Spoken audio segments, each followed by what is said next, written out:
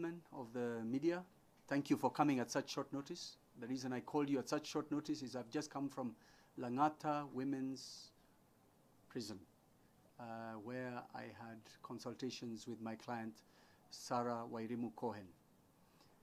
As my opening, I want to tell you this emphatically. Sarah is innocent. By law, she is innocent. On the basis of evidence, she is innocent.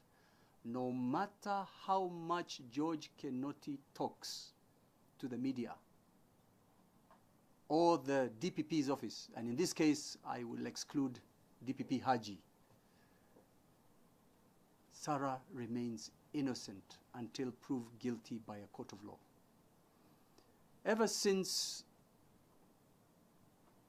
Tob Cohen, now we can call him the late, disappeared on the 20th of July 2019, a section of the media,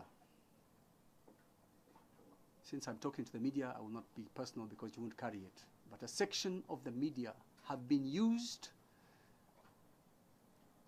very carefully to run a narrative that Tob Cohen is dead and Sarah Wairimu is guilty. The climax, of course, of that narrative is really the headlines of Nation and Standard today. I can tell you this, as gentlemen and ladies of the media, Sarah and we as the defense team know nothing about what the investigators feed the media with. We don't know about a mystery man. We have seen not a single statement implicating our client. She was charged on Thursday without a single statement being included contrary to the law. We even asked, here it is, this is the charge sheet she was charged with, signed by a very senior prosecutor called Nicholas Mutuku, who was yesterday at the scene standing behind the DCI. Actually, the DPP should stand in front of the DCI, not the other way around. He signed this charge sheet that Sarah Wairimu is guilty or has murdered her husband. At the back page, it says, copies of the evidence which the prosecution intends to adduce at your trial are attached herewith. On Thursday, not a single statement, not a single postmortem, not a single shred of evidence was attached to this charge sheet.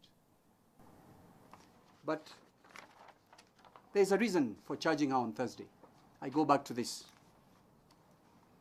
Sarah was arrested on the 28th of July 2019. She was arrested as soon as she invoked her rights to remain silent and have a lawyer present. And she has been locked up in custody from that day. How many days are those? They are now 29?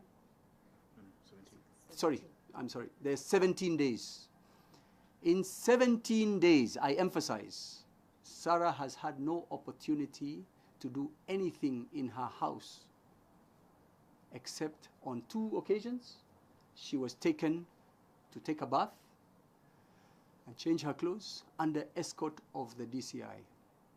During that time, everyone and anyone, including the DCI, have had access to her home. Now, they had been harping in court, in the Kiambu court, in the High Court, that they are applying to treat the home of the Cohens as a scene of crime. You all know there is no requirement for the police to get an order to treat a scene as a scene of the crime. All they have to do is say a crime was committed here and seal it off for the purposes of the investigation. But why were they asking? Because they wanted an opportunity to finally say there is something we will find. In Kiambu, the magistrate said there is no law requiring you to treat any place as a scene of crime. You are at liberty to do it at your leisure. They still did not move. However, on Tuesday, the 10th of August, they called us and they said, we are taking your client from Thaiga police station to her home with the scenes of crimes officers. Sorry? Actually, no, they did call us. And when we got there, we have pictures of that visit. She was allowed to take a bath. These are the investigating officers. These are their vehicles. These are the guys in white. They inspected Mr. Cohen's car. This one is important. They inspected the carpets for all sorts of things. They inspected the golf kit. You see that? And it goes on and on. A minute and thorough examination of the premises. Okay? All the shoes. There was a secret room under Tob's bed, in the bedroom. It's called a panic room or something. If you're robbed or something, you can hide. The police didn't even know about it. Sarah said, on that spot there, by the way, she doesn't live in that bedroom. She lives in her own bedroom. That spot there's a room. And they went, this is the scenes of crime officer descending into that room.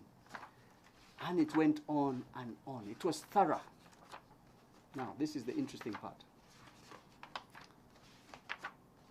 The kitchen. This is Sarah. She's standing every time next to them. And there's a reason. If they say this microphone is of evidential value, she had to acknowledge that it existed in her house. They then went to the garden. This is the interesting part. And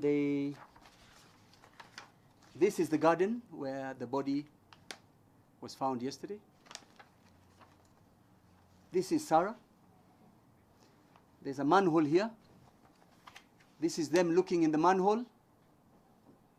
This is on Wednesday, actually, the following day. The investigation continued for 2 days. And this is them photographing her, and she even accepted to have a DNA sample. This is her consenting to a DNA sample.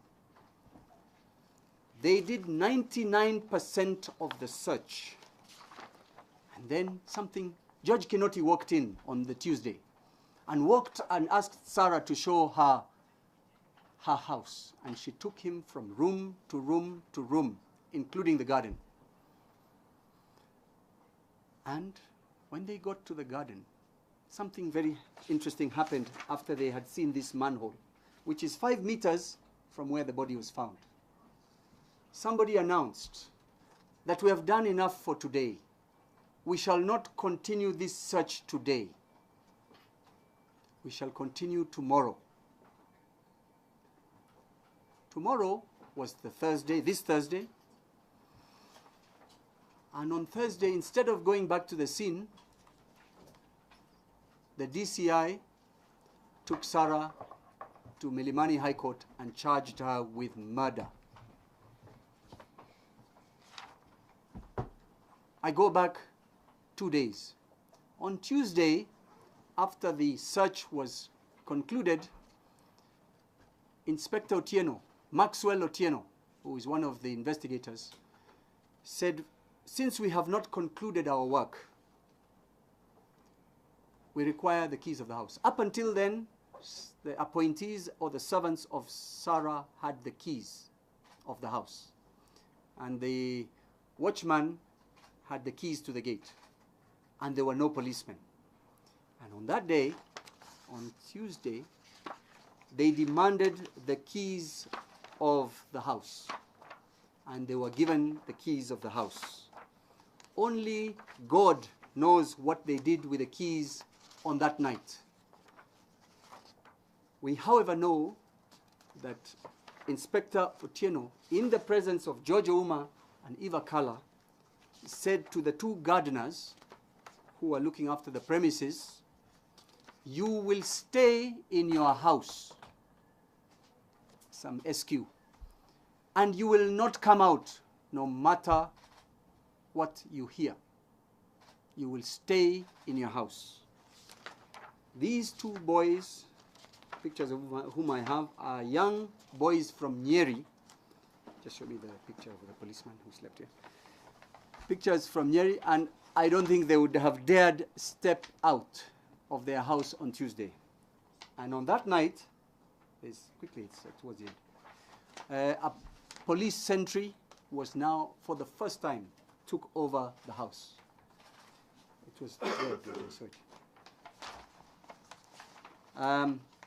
they kept the keys on Tuesday night.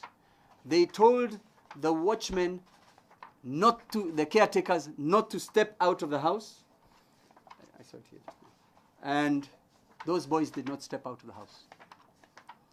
On Wednesday, they carried on with the search. I've already told you. And then they reached the point where they said, we will not finish today. And the two places, 1% of their search had not been concluded, was the corner where they found the body yesterday and the opposite corner. And I've told you, those places were not searched. They could have searched them. They didn't search them. They could have searched them in the presence of, I just gave it to you, a policeman sleeping on that one policeman.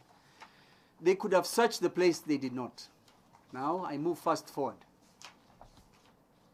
Tuesday, and that day, as my team was leaving, the premises were taken over and an armed policeman was left to guard the premises. This is the same day Maxwell Otieno tells the two boys, don't come out of your house no matter what. Wednesday, there's a search, it stops. 2 points are not searched. They go away. Thursday, we're in court. Friday, yesterday, at about 2 o'clock, my team had an important meeting in the Kiambu area, discussing this case with some people. And about 2:40, my colleague George Ouma decided to call those caretakers, find out if everything was well. And they called Ernest. Jesse. No, who did you speak to? Jesse. And Jesse said only 2 words, Wako Hapa. Wako Hapa. And then his phone was snatched away. We realized something was wrong. We turned our car and started driving towards Lower Kabete. We then called Inspector Otieno. Initially, he didn't pick the phone. Eventually, he did. We made small talk with him, asked him, when are we going for the mental assessment of Sarah? He said, well, some other time. And then he seemed to consult somebody and then said, you know, I'm proceeding to your client's home. Why don't you come? I said to Mr. Otieno, how do you proceed without us? How do you proceed without Sarah? He said, but we are going there. What for? You come if you want. He didn't know we were quite close. We got to the house. We found the gate closed except for a small opening. And in a classic case of gate crashing, we went into that compound. When I say gate crashing, we went, everybody became as small as me, and we went through the gate. There was a small opening, and we went down to the garden, and we found the scenes of crime officers, more than they were the first 2 times, all clearing the corner, removing this debris from that place. They knew exactly what they were looking for. We had an altercation with Mr. Kuria and Mr. Mumo of scenes of crime. Said, do you have a warrant? No. Why don't you ask us to accompany you? It's not important. Why are you doing this against the law? They said, wachana na sisi, tunafanya kazi yetu. They carried on. It was focused. They knew exactly what they were looking for. I should tell you this. If Sarah was not there, another person who was showing them the place, I've seen the name of a mystery man. That mystery man should have been the one saying, this is where it is, or some other person. There was only police officers who knew what they were looking for. And Mumo said to me, this is intelligence-based work. I said, okay, but it's still illegal. Finally, the slab was cleared. There were 3 piles of new concrete. Concrete is kokoto and cement mixed. And it was quite fresh. Fresh. Sarah has been in custody 17 days. It was fresher than 17 days. It was probably 2, 3, 4 days old. That cement. But we're just watching. We take a few of our pictures. A crowbar was brought. And if it was concrete, which was cured, it would not have been easy to move. With one strike of a crowbar, one of the biggest pile of concrete moved. One strike. It wasn't even dry enough. And then there was a manhole cover. They weren't interested in the other two. They all came round. Pictures, pictures. And they got a crowbar. They opened it. Everybody had a torch. I don't know why they knew they needed a torch. And they looked in the hole. We also looked in the hole. And there was a form. A form, a long form, possibly the length of a human being. It could also be the length of anything else, tied up in a blue or black wrapping. By this time, George Kinoti had arrived. And he was making a few phone calls. But the most important part of that phone call, those phone calls, was he then flashed on air that Tob Cohen had been found. No responsible police officer does that until you have had identification. It could have been anybody's body. It took over an hour from the point when he flashed it on the news that Tob Cohen's body had been found for that form to be unwrapped. It became a human being.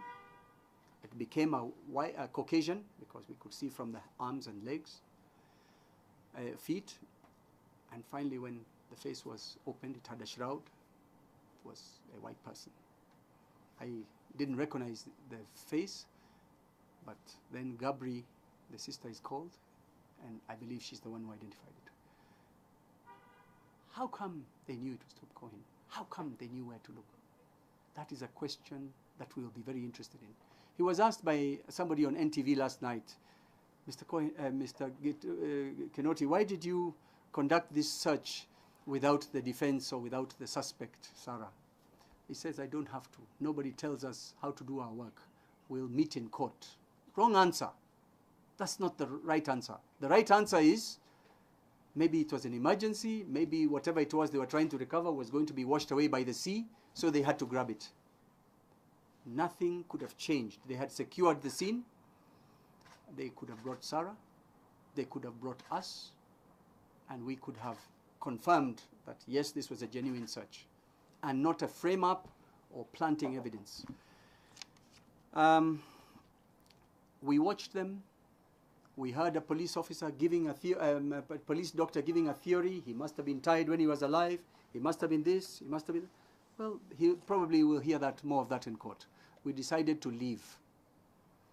As we went to the gate, we found the gate locked. And a police officer told us we cannot leave because some big man had said we can't leave. Mkubwa amesema. We asked why. We're free to leave. They said, no, you can't leave. Few seconds later, we knew why we had been ordered not to leave. Inspector Mwangi came to us, one of the investigating officers, and told us they require us to sign an inventory or a certificate of search, meaning a confirmation that this body had been found as it had been found. We refused to sign that certificate. And after some consultations, we were allowed to leave. So, the reason we call you today, as we saw the papers today, and the same old narrative that is conducted by Nation, sections of the Nation newspaper, sections of the Standard newspaper continues. The police are prosecuting, and I would say persecuting, our client through the media. If there is evidence, it should be presented in a court of law. The last time I saw this type of abuse of process by a DCI was with one Joseph Kamau, who in a very big case when I was DPP was beginning to feed the media with snippets of information on investigations. But it turns out he was misleading the press. When the evidence finally was presented in court, it had nothing to do with what he was being told. We have, as I have told you, been shown no evidence in this charge sheet. The media have all the evidence. And when we ask our friends in the media, they weren't even supplied with the media. They were told by a reliable police officer. This type of thing should stop. This is abuse of the criminal justice system. Kenoti should take legal advice. Haji should provide legal guidance. Prosecution by the media is an abuse of the process. It can even vitiate a trial that is otherwise based on solid evidence. So I really wanted to just say that. I spoke to Sarah a few minutes ago. She is saddened by the fact that it is now confirmed that her husband has passed on. But she asks, when will you, as the media, finally just print, either wait for the trial or print stuff that you can support? She pleads with you to give her a chance. She pleads with you to give her a chance. For example, there is, let me show you that green card. This. One of the investigators was very excited in court on Thursday and said, oh, we now have telephonic evidence and we know she paid somebody called Peter some money. It must have been in connection with this matter. I quickly took instructions. Peter, the mystery man, is a professional MC. And he was the MC at the wedding of Sarah's daughter on the 22nd of December 2018. Sarah has a niece who is getting married on 18th of October. She paid by M-Pesa Peter 10,000 shillings as a deposit so that she could book him for that event. Here is the original receipt. Do the police want it? Do they care? Have they asked for it? Huh? It has always been in the house. What is this game they are playing? Finally, I have pictures of the cement. I've told you that cement doesn't look like it is more than 3, 4, 5 days old. I had the misfortune of, or the fortune of seeing the body that was retrieved yesterday. The body was not decomposed at all. I have talked to pathologists and they have said to me, after 50 days, the body would not look like that. The body was not bloated and swollen. The body was not stiff. And lastly, the body was wrapped up and tied up with military precision, professionally. You have to be trained to tie up a body in such a manner that it does not let any air in, and that does not, if it was somebody trying to dispose of a body, then it would be allowed to decompose. That's part of the game. But this was tied up in such a way that, gentlemen and ladies of the media, there was no odor from the body. There was no smell. I saw my CID friends trying to put on face masks. I said, what are you putting them on for? But there was a big video camera. The police were videoing themselves. Smelling. This is a travesty of justice. Finally, for those who have been carrying the narrative, from John Kamau of The Nation to a few other journalists in Holland, that this man, and quoting Patrick Muiruri and DCI, that the man is dead long before this body was discovered. Can they be the ones to record the first statements? What did they know? What did they know? It is irresponsible to suggest somebody is dead when you know they are not. Unless, of course, they knew. And if they knew, perhaps they can tell us how they knew and why they didn't arrest Sarah 50 days ago. I leave it there for now. What I'm doing, I can tell you, is also crossing certain lines because we know when there's a case pending in court, you do not comment about it. But the police under Kenoti do not give two hoots about that rule, so we shall respond in kind. And for you, the media, if you need a reason, call it public interest. Let's have this debate out here well before we engage in court. I'm prepared for that. Thank you. Any questions? Yes, Walter. From what you said from the beginning to now, is it your